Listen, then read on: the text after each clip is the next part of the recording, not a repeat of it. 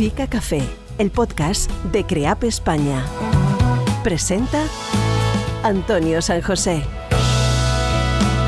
Hola, ¿qué tal? Bienvenidos a una nueva edición de Fica Café. Hoy, si nos permiten, vamos a hablar de nosotros. Vamos a hablar de CREAP. Recientemente se ha publicado el ranking de las 100 mejores empresas para trabajar que elabora anualmente la revista Actualidad Económica. Se trata de un estudio riguroso que valora los incentivos que ofrecen las compañías a sus empleados para retener y atraer el talento. CREAP es una de esas 100 primeras empresas para trabajar en España y además es la primera del sector entre las consultoras, con los que nuestro orgullo es aún mayor. Una consultora de comunicación que se basa y mucho en el factor humano.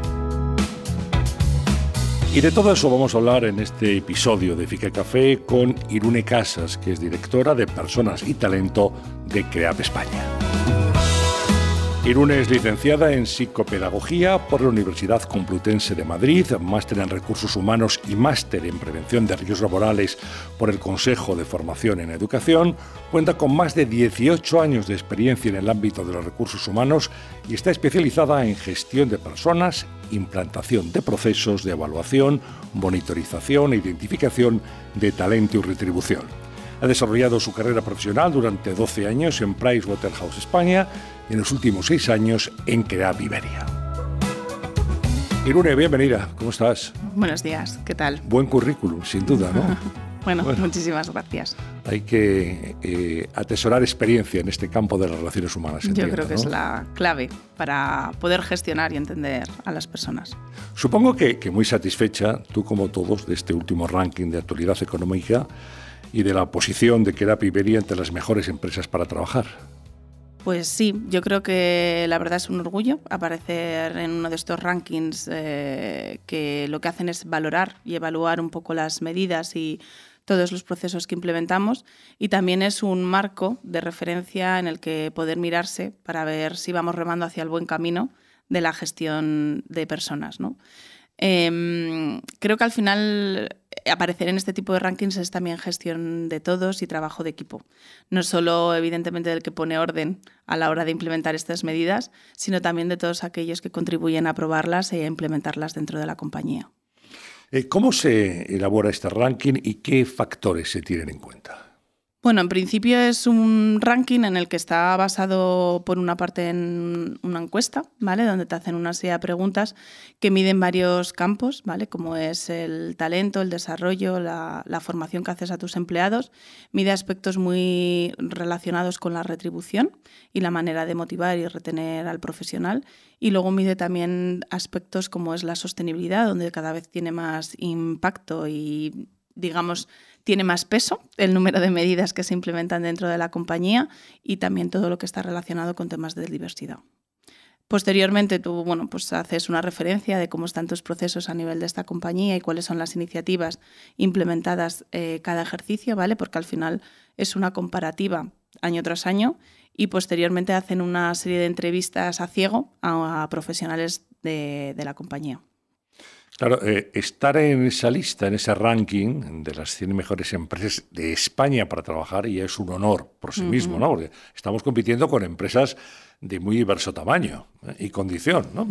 Pero luego ser la primera en el sector de las consultoras de comunicación y asuntos públicos, entiendo que también eso es un timbre de gloria que tenemos que celebrar como tal, ¿no? Con nuestros clientes y con nuestros amigos. Claro, yo creo que eso realmente para nosotros es un poco el orgullo de aparecer en este ranking. O sea, nosotros al final tenemos que hacer una comparativa. Somos una empresa que dentro de lo que es el sector creo que somos una empresa grande y tenemos 180 profesionales a nivel de España, y hemos hecho un trabajo con gran esfuerzo de los últimos años de implementar numerosas medidas y procesos de gestión de personas que nos equiparen a esas grandes multinacionales que tienen muchísimos recursos y que pueden tener equipo para implementar medidas muy relacionadas no solo con la gestión de personas, sino también con gestión de medio ambiente, con diversidad, que al final todo esto mucho se traduce en dinero. y no todas las compañías, sobre todo con un volumen como la nuestra, podemos destinar tantísimas cantidades de dinero para hacer iniciativas, ¿no? Porque cuando haces una iniciativa de diversidad, una donación, dona lo mismo una del IBEX que una pequeñita. La cuantía no es en porcentaje, sino en cantidad que realizas, ¿no? Entonces, para nosotros en ese sentido es un orgullo, pero sobre todo también es un honor el aparecer ahí como ofrecer una respuesta a lo que nos está demandando nuestra gente de dentro. Casi todas las medidas, hemos hecho un esfuerzo muy grande por implementar muchas cosas, ¿vale? En distintas materias de gestión, no solo de talento, de programas y de formación, sino yo creo que es una respuesta a la encuesta de clima que hacemos cada año y a lo que nuestros profesionales nos están demandando para intentar encontrar un sitio en el que seguir creciendo profesionalmente. ¿Qué es lo más difícil, lo más complicado de tu trabajo? A ver, yo creo que lo más complicado es que llueva a gusto de todos, ¿vale? Porque nunca llueve a gusto de todos. No. Lo dice el refrán y es cierto, además. Sí, pero es verdad que es una de las cosas que al final hay que perseguir, ¿no? Hay que intentar alcanzar, ¿no? Entonces, lo más complicado muchas veces es equilibrar. Nosotros al final es una compañía CREAP de 180 personas a nivel España, que la media de edad está en 28 años. Esto significa que conviven muchísimas generaciones, pero que además los responsables pues tienen una generación muy diferente a la generación o la masa crítica dentro de la compañía, y tenemos que ser capaces de adaptarnos a esas exigencias que se tienen ahora, que son totalmente diferentes a las que nuestros líderes tienen a la hora de gestionar, ¿no? Entonces eso mezclado pues con los cambios sociales que existen nos obligan, entre comillas, a intentar, oye, o actualizar o mueres, ¿no? Y implementar cosas que tengan cierto sentido, pero sin perder la esencia de la compañía, ¿no? Entonces nosotros sí que está muy bien que tenemos una estrategia muy bien definida y un objetivo muy claro y unos servicios en el que para nosotros el cliente es muy importante, donde tenemos que velar por una calidad del servicio que prestamos y sobre todo entendemos que esto es un negocio de personas y como tal necesitamos las personas mejor preparadas posibles y más alineadas posibles con la filosofía que nos gustaría trabajar para que den ese servicio a clientes, ¿no? Entonces es un engranaje en el que tienes que ir gestionando no solo las personas desde abajo, sino los responsables y las personas que lideran a esos responsables, ¿no? Entonces, es trabajar con intentar satisfacer como muchos pequeños grupos de interés para que estén contentos y para que sean lo más productivos posible. ¿La mano izquierda es fundamental para una responsable de personas y talento? Pues yo creo que sí. Sí que es verdad que llega un momento que hay veces que tienes que lidiar con la frustración de decir siempre no, que pareces no, esto no es posible, no hay presupuesto, no, esto no va por esta vía. Y luego también es cierto que también hay que lidiar un poco con lo que te decía al principio de dónde venimos y hacia dónde vamos, ¿no? No tenemos que olvidar el origen y sobre todo cada año pues tú analizas, oye, ¿cuáles van a ser las prioridades estratégicas para este ejercicio? ¿Cuáles son los inputs en los que vamos a trabajar? ¿Cómo podemos avanzar? Trabajas mucho con la compañía, con procesos a nivel de implementación y piensas que has hecho un trabajo maravilloso, pues porque has definido X medidas o tantos programas que implementas y dices, uy, y encima no es suficiente. Digo, pero si yo en mi época todo esto no existía, o el teletrabajo, o programas de potencial.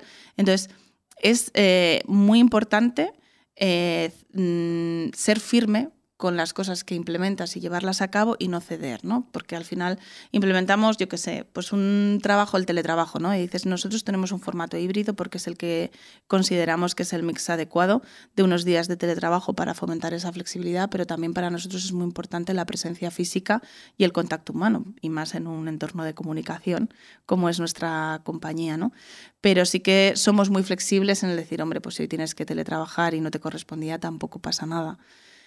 Y hay veces que eso se te va de las manos y te encuentras personas que a lo mejor en un mes no han aparecido por la oficina y dices, bueno, pues manga ancha, pero ¿hasta cuándo tienes que poner esa firmeza y decir, bueno, hasta aquí, que también tenemos que dar unos resultados? O sea, mano izquierda importante y a veces también, digamos que guante de seda con mano de hierro, ¿no? Efectivamente. Las dos cosas. Uh-huh. Bueno, recordemos, tú lo has dicho, 180 empleados en este momento en CREAP España, 3 sedes, Madrid, Barcelona y Valencia.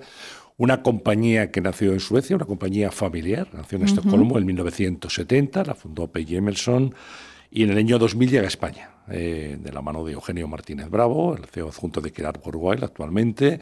Lideró la compañía, la creó desde cero, primero en una oficina pequeñita, con muy pocos empleados, y hoy, pues, bueno, donde estamos, con 3 plantas de un edificio, con todos los empleados que en este momento están prestando servicio en la empresa y con tipologías profesionales muy diferentes. Aquí tenemos de todo, porque tenemos periodistas, tenemos economistas, ingenieros, expertos en medio ambiente, economistas. Recordemos que en CREAP se hace comunicación corporativa, comunicación financiera, comunicación digital, se hacen asuntos públicos y se hace también sostenibilidad, consultoría de sostenibilidad. Por tanto, este es un poco el dibujo, digamos, el trazo más grueso, ¿no?, de lo que es la compañía. Correcto. Sí, yo creo que tenemos una diversidad de perfiles que tienen muchas sinergias entre ellos y que creo que es uno de los puntos fuertes de nuestra compañía, el poder tener todo el espectro a nivel de empresa y poder complementarnos en distintos proyectos, ¿no? Cada vez con mayor especialización, que esto nos lo permite también un poco el volumen y poder tener profesionales con una especialización no solo sectorial, sino también, pues, de productos y de servicios, que nos permite un poco dar el mayor valor añadido a nuestros clientes. Digamos que bajo el paraguas de CREAP, en este momento, tal y como han crecido la compañía y lo que decimos, las especializaciones que tiene, conviven, pues, diversos ecosistemas, ¿no? No son varias empresas, es una sola con una cobertura, pero es verdad que hay especificidades, entiendo, ¿no? Irune en un colectivo, en otro. Asuntos públicos, comunicación, digital, sostenibilidad. Sí, bueno, es verdad que son perfiles distintos porque al final el parámetro es igual y es el mundo de la consultoría y ser consultor, digamos que tiene como la misma o el mismo fin, pero sí que es verdad que va con el parámetro también un poco de lógica y de pensamiento, ¿no? Cuando tú, al final son perfiles que están basados en, yo he estudiado Derecho, pues mi estructura mental es diferente que cuando he estudiado una ingeniería o cuando he estudiado periodismo o económicas, ¿no? Son estructuras quizás un poco distintas que tienen un nivel de exigencia distinto a la hora de trabajar o a la hora de enfocar sus proyectos diferentes, ¿no? Pero bueno, yo creo que en ese sentido nos congeniamos bastante bien desde un punto de vista de compañía y en esto ayuda mucho la cultura de empresa, ¿vale? Nosotros al final es una cultura que, como bien decías al principio, es de origen sueco y yo creo que esa flexibilidad y esa quizás gestión un poco flat, donde todo es posible y está muy basado en poder contribuir y expresar tus opiniones de forma constante. Luego algunas se llevan a cabo, otras no, pero sí que es verdad que esa participación continua y desde el principio ayuda muchísimo a que la persona se sienta identificado y pueda participar desde un inicio. Bien, es cierto que, como también comentabas, los perfiles pues a veces pueden condicionar la forma de relacionarnos o las exigencias, porque en una comparativa versus competencia no te comparas exactamente con tu rival, que en muchas ocasiones no está tan conformado como nosotros o tiene tanto volumen, sino que al final te comparas con pequeñas boutiques que tienen una gestión muy distinta a la que puede ser una organización que para nosotros ya consideramos grande. Irune, tú empezaste tu andadura profesional muy joven en Pricewaterhouse, una de las denominadas Big Four, ¿no? ¿Cómo han cambiado los departamentos de recursos humanos desde entonces? Bueno, uno ya se hace mayor, ¿vale? Entonces moderadamente. Han cambiado moderadamente. Sí, bueno, han cambiado muchísimo. Sí. Yo creo que ha cambiado mucho, no solo en forma y en dedicación, sino también en presencia dentro, pues, de los órganos de dirección dentro de una compañía. Yo creo que hay una parte muy importante y es que los recursos humanos esté pegado, pues, a la primera línea de dirección y a la estrategia de la compañía es clave para que todos los procesos se puedan adecuar dentro de lo que puede ser el día a día. Es verdad que los recursos humanos se pueden ver desde muchas facetas, ¿no? Entonces hay mucha gente que se queda con la parte más básica, decir, oye, yo hago la selección, o hago el recruiting, o hago la parte más de employer branding y voy a universidades o a foros y hago la parte de captación, que eso es una parte muy importante y es la que refleja y la que da la visibilidad de compañía, pero hay una parte esencial que es todo lo que es el proceso de ciclo de vida de un profesional dentro de la casa, ¿no? Que hay que trabajar muy alineado a lo que la compañía quiera y dónde se quiere ver a 5 años. Con lo cual tienes que ver ese ciclo de cómo esos profesionales que ahora mismo capto van a llegar algún día a ser socios de esta casa y cómo los van a representar. Entonces tienes que trabajar desde toda su formación a cómo va a ser su desarrollo, cómo trabajas con esos líderes para que les den oportunidades para crecer, cómo se delega y cómo se gestionan esas personas para que puedan asumir cargos de mayor responsabilidad e incluso cómo gestionamos adecuadamente las salidas que en un momento determinado se tienen que producir dentro de una compañía, ¿no? Y que el destino al que vayan es parte enriquecedora de ese crecimiento profesional, ¿no? Porque al final muchas veces nuestros mejores clientes son ex-CREAP o gente que ha pasado por aquí y que de alguna manera ha vestido la camiseta y entiende muy bien no solo los valores, sino el esfuerzo del trabajo que se hace dentro de una compañía. Y así es como funciona el mundo de consultoría. Sí, sí, muy interesante, sin duda, ¿no? Claro, los más veteranos del lugar recordarán que hace algunos años en España, tampoco tantos, porque esto ha cambiado mucho, tú decías el perfil del puesto, ¿no? Existía el jefe de personal. Digo jefe porque casi todos eran hombres, era muy difícil que hubiera una jefa de personal, podía haberlo también, pero el jefe de personal, al que se acudía a la hora de firmar el contrato, si te despedían, si te cambiaban de posición, se aseguraba de que la gente cumplía el horario y luego a final de año para ver los aumentos del año siguiente. Prácticamente era eso, ¿no? Y se crearon departamentos ya muy potentes de recursos humanos. Ahora ya hablamos de personas y talento, de recursos. Es decir, es una evolución, desde luego, yo creo que muy señera, muy importante la que ha tenido vuestro puesto, ¿no? Y te preguntaría ahora cómo han cambiado las demandas de los trabajadores también en este tiempo que tú estás ejerciendo. Ahora ¿qué piden? ¿Ahora cómo son? ¿Cómo ha cambiado con respecto a hace unos años? Pues muchísimo. Yo creo que realmente va un poco en línea esa transformación del rol de la figura de recursos humanos, donde evidentemente los procesos más administrativos, como era preparar una nómina o un asesoramiento legal, pues ya te lo da una herramienta, ¿vale? Entonces solamente tienes que mirar los casos específicos donde haya un tema concreto y ha cambiado en el nivel de exigencia de la persona, ¿vale? Al final la sociedad ha cambiado, nosotros me incluyo porque en el fondo cuando empezamos y cuando salíamos de la carrera lo único que querías era un trabajo que te diera una nómina a final de mes para poder pagar tus gastos, ¿no? Pero ahora el trabajo es algo más. Digamos que el trabajo es una parte importante del desarrollo profesional de la persona y del desarrollo como persona. Es una parte más dentro, igual que puede ser un hobby, ¿no? Yo hago esto, me dedico a esto. Entonces hay unas exigencias en las que tú como perfil o el empleado actual te pide o te demanda o exige a la compañía, ¿vale? La compañía tiene que tener un propósito y unos valores que vayan alineados con los perfiles que hay actualmente.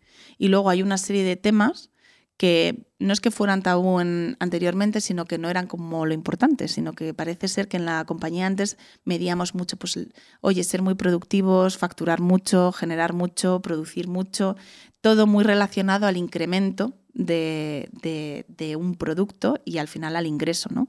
Y ahora también velamos mucho por la emoción de la persona y por el bienestar emocional de esas personas y por lo tanto ellos te exigen parámetros que antes no se contemplaban para venir adecuadamente.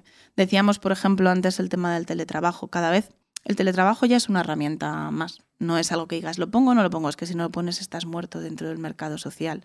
Pero lo que tienes que hacer es favorecer una oficina que sea cómoda, que sea atractiva y que a la persona le apetezca venir a pasar tiempo aquí y a conectar con otras personas, ¿no? Entonces, el diseño de esa oficina ahora es importante porque es una parte clave de ese crecimiento. Entonces, el empleado te exige tener una oficina con espacios y con salas y con que haya café gratis y también fruta. Y oye, la fruta hoy no estaba madura. Y yo, bueno, pues la habrán mandado mal. O sea, son unas exigencias que tú en tu época ni siquiera te planteabas. Digo, te la estoy dando gratis. Encima me cuestionas si es que esta semana han venido muchas manzanas o plátanos.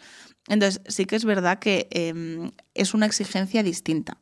También va con el perfil y no todas las empresas son iguales. Y yo creo que nosotros pues tenemos un poco la suerte o el privilegio que dentro de la captación que hacemos ser muy exigentes con los perfiles que buscamos y ser muy exigentes con personas que sean muy rigurosas, que vean mucho la atención al detalle, que sean perfiles muy cualificados, que tengan ganas de aprender, que sean ambiciosos, que tengan ganas de crecer, que tengan ganas de un poco descubrir el mundo y que no se asienten, ¿no?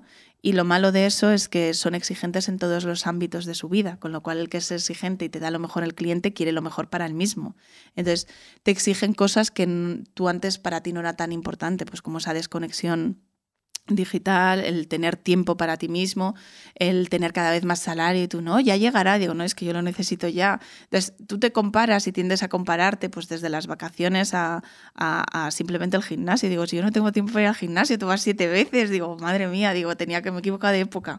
Entonces sí que es verdad que tienen un nivel exigente diferente, Pero luego las bases o los valores Sí. son muy similares, ¿no? Porque al final la confianza, el tener un sitio donde crecer, un jefe que te entienda, que te respalde, que te enseñe, las bases de lo que es el trabajo sigue estando ahí. Entonces es buscar el equilibrio de cómo me adecuo a una generación o a otra.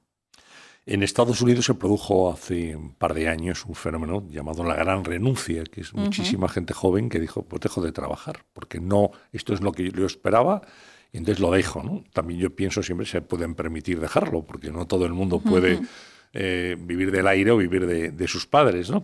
Y luego algunos colegas tuyos, Irune, de otras empresas, grandes bufetes de abogados, de grandes compañías, grandes consultoras internacionales, dices que la gente ya no está tan dispuesta como antes a pasar una etapa de muchísimas horas de trabajo, de muchísimo esfuerzo para llegar a ser socio. Ya ser socio de una compañía ya no es tan atractivo para muchos jóvenes como lo era antes, que era la meta suprema, ¿no?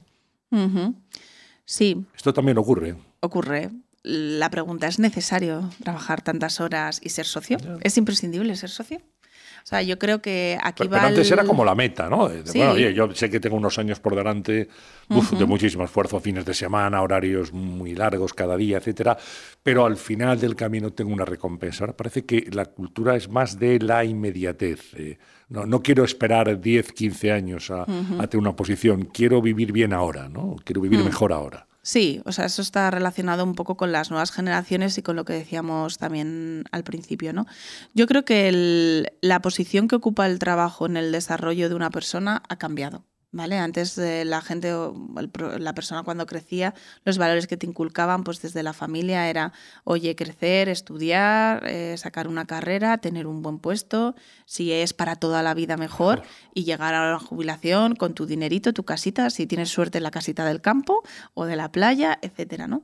Entonces todo eso ha ido cambiando con las nuevas generaciones y con efectivamente una sensación de inmediatez que existe, y sobre todo con las prioridades. También es gente que ha ido viendo, digo, yo no quiero el sacrificio que han vivido mis padres, y muchos, cuando tú hablas y lo trasladas, digo, es que yo no quiero no ver a mis hijos, o yo no quiero no tener amigos o verlos solos los fines de semana, ¿no? Entonces, las necesidades que cada uno tiene en su día a día son muy diferentes a las prioridades que teníamos antiguamente. Entonces, el trabajo ya no es lo que te representa. O sea, antes era, no, yo me llamo Antonio y soy periodista. Ya nadie se presenta así. Ya no es, yo soy Lucas y soy ingeniero, o yo soy Lucas y trabajo en Coca-Cola, sino que ahora mismo el trabajo define una parte de las cosas que te gustan. Entonces yo soy Antonio, soy periodista, me gusta leer, me gusta viajar y disfruto con la vida y con una copa con amigos. Creo que también es el cúmulo de lo que hemos ido induciendo también en la sociedad. Durante muchísimo tiempo, incluso en recursos humanos, decíamos, oye, cuando hagas tu currículum, pon los hobbies, porque es muy importante qué has hecho en voluntariado y qué has hecho y qué hobbies tienes, pero ya no me pongas leer y pasar tiempo con los amigos, que eso lo hace todo el mundo, lo diferente. Entonces, has ido generando como una expectativa continua a que la gente tenía que hacer cosas distintas. Y luego viven en un entorno tecnológico donde tienes cualquier duda, lo metes en el móvil y te da la respuesta. Con lo cual, si todo lo tengo de forma inmediata, no puedes esperar que tarde 10 años en conseguir algo que yo necesito, porque la necesidad la tengo ahora.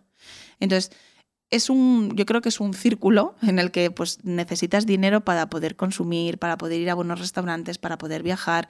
El mundo de los influencers, la tecnología, eso también yo creo que ha hecho, no te digo daño o mella, pero sí que influye en cómo quiero ese tipo de vida, ¿no? Porque si yo estoy viendo todo el día en Instagram gente en playas paradisíacas, pues cuando que llegue el verano, evidentemente no quiero ir a la casa de mis padres de Benidorm, quiero irme a las Maldivas o a algún sitio de este estilo. Entonces, para hacer eso te das cuenta que necesito dinero.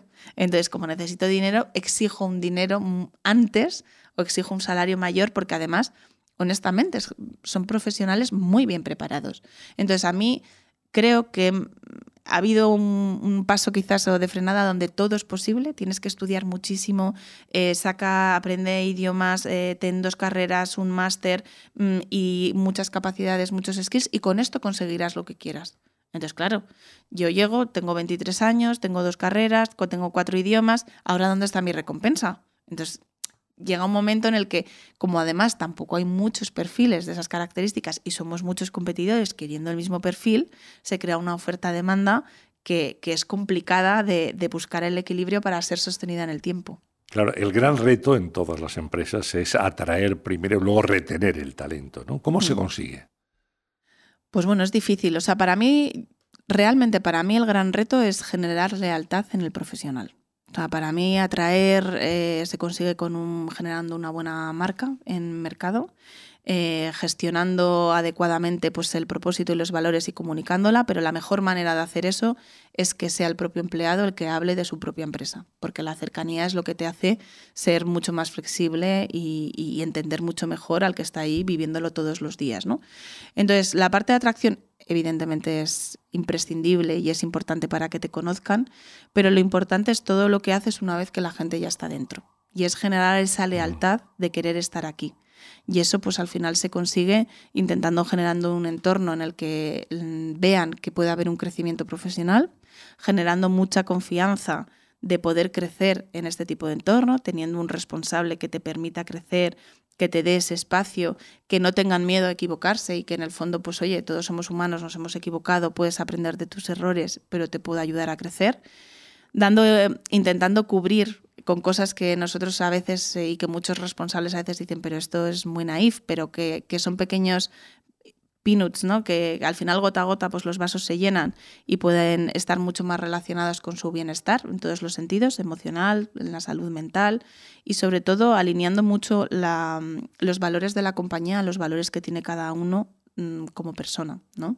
Y a hacer frente o trabajar desde la propia compañía en aspectos que a lo mejor no están relacionados con tu día a día, pero que son importantes, ¿no? Como son todos, pues oye, todos los temas de sostenibilidad, temas de diversidad, temas de liderazgo femenino, temas de igualdad y un poco todo lo que al final son derechos humanos, que para estas nuevas generaciones, y yo creo que para todos en menor medida, pero sobre todo para estas nuevas generaciones es clave y está como intrínseco en su día a día.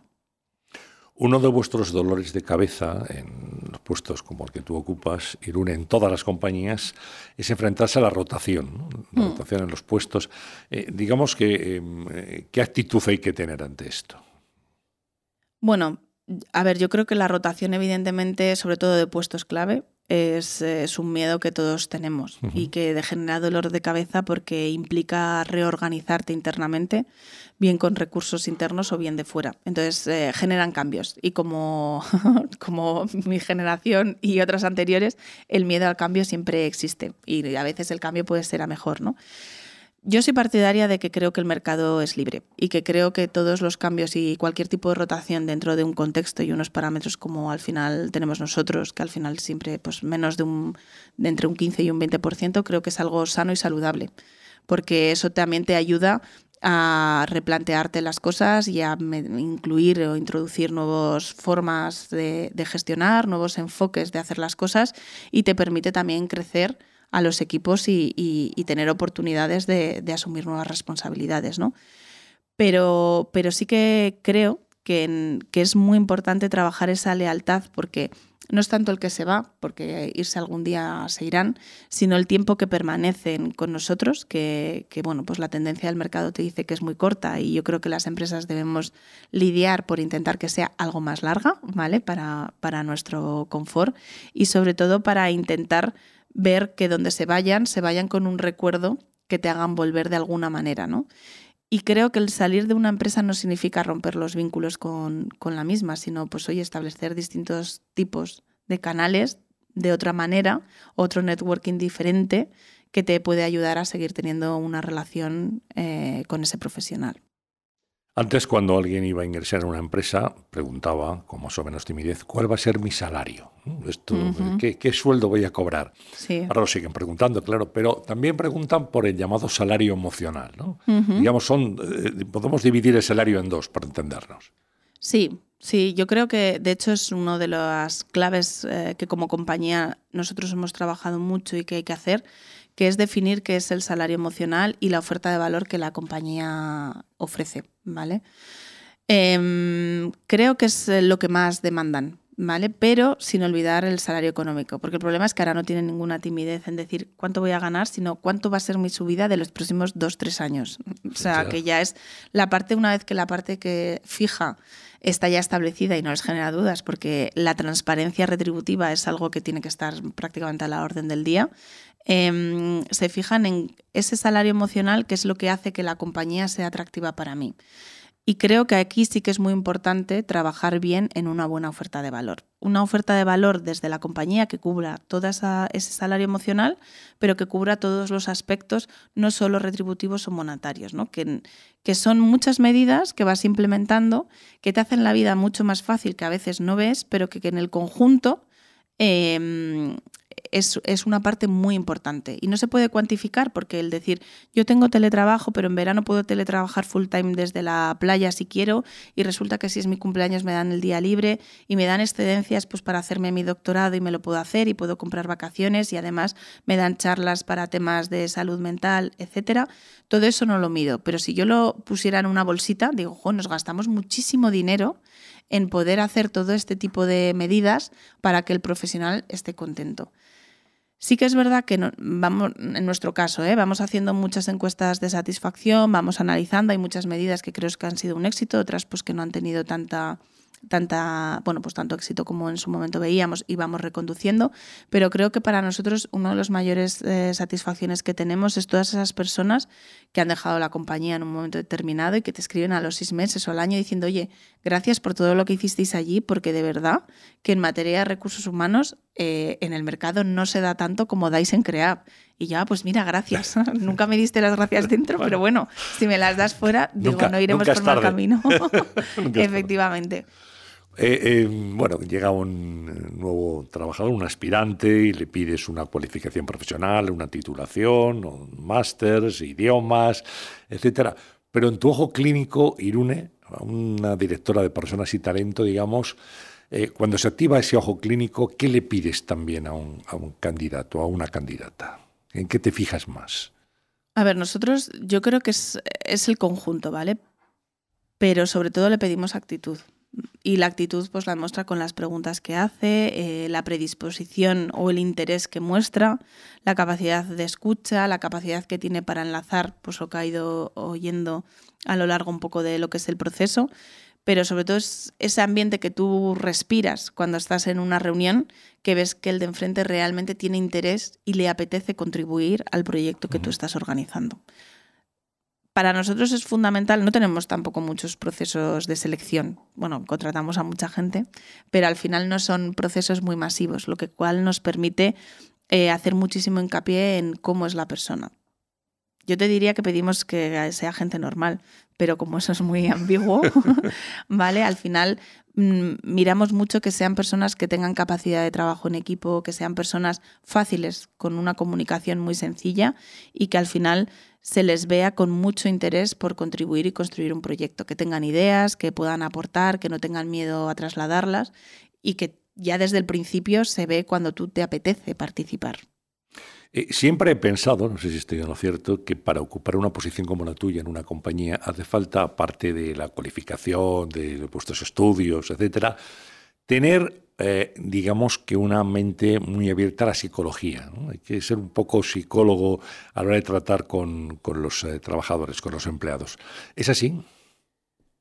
Pues te diría que sí o no lo sé. Yo no me lo considero. Creo que es un honor que no me corresponde, pero sí que es verdad que desde nuestro punto de vista tenemos que tener capacidad de escucha y para atender cualquier tipo de situación, porque es cierto que en ocasiones muchas veces eres la persona de referencia para muchos temas muy diversos que ni siquiera son profesionales, ¿no? Y te llaman para absolutamente todo, desde problemas con sus médicos que no tendría por qué conocer, y también, al final es un tema de confianza. Entonces, yo creo que lo que sí que tienes que tener es capacidad para entender la situación como persona y ayudarles a intentar encajar sus problemas o las cosas que les puedan preocupar en el día a día, ¿no? Pues o bien con tiempo, bien con flexibilidad o bien con las distintas circunstancias. Evidentemente, el que no tiene ningún issue que te pueda preocupar o ninguna casuística no te va a llamar, te saluda y fenomenal,